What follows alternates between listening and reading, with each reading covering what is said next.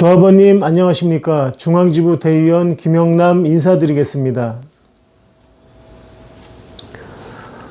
조합에서 얼마 전에 온다와 협약식을 하고 상생하기로 결정을 했죠. 그래서 지금 상황에서 팀원이 온다에 개선할 점과 조합이 온다와 향후에 상생할 수 있는 부분에 대해서 간단히 말씀을 드리고자 합니다. 우선 문제점이 카드 결제기로 콜을 받은 후에 스마트폰으로 고객 정보 및 내비게이션 연동이 되는 것입니다.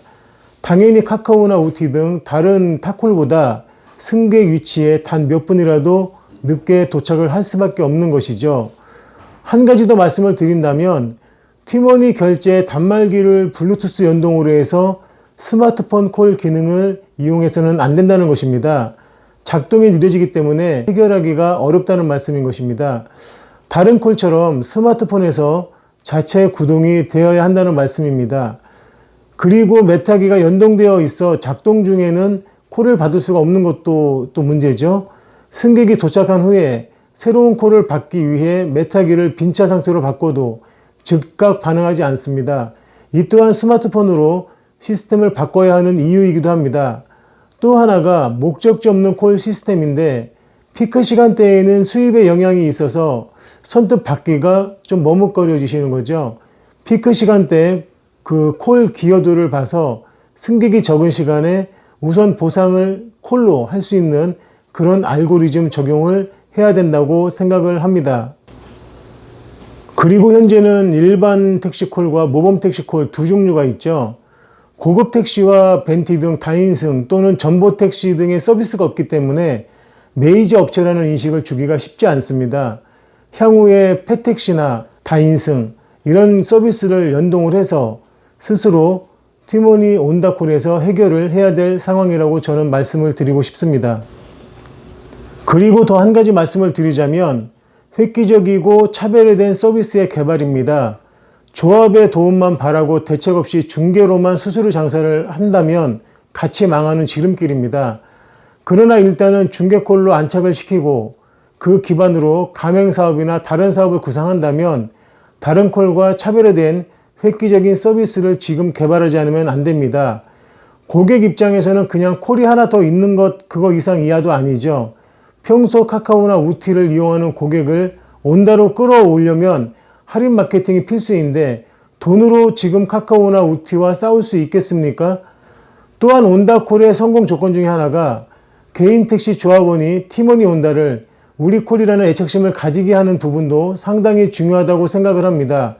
현재 지분 구조로 보면 법인 택시가 끼어 있는데 향후 공공 서비스나 상호 투자하는 부분에 문제의 소지가 있을 수 있다고 봅니다.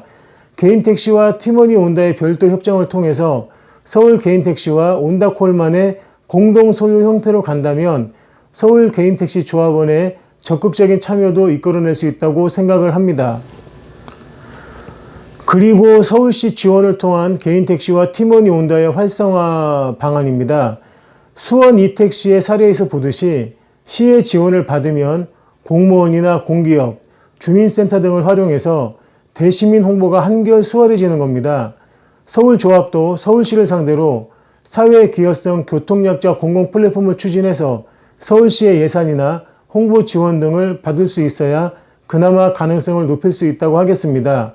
서울시설공단의 콜택시, 다인승버스, 장애인버스, 개인택시 다 합쳐도 그 수가 너무 적기 때문에 장애인 이동 편의와는 거리가 멀고 승차 대기 시간이 대략 1시간 정도 기다려야 하는 구조여서 교통약자 이동 편의 만족도를 기대하기가 어려운 실정입니다.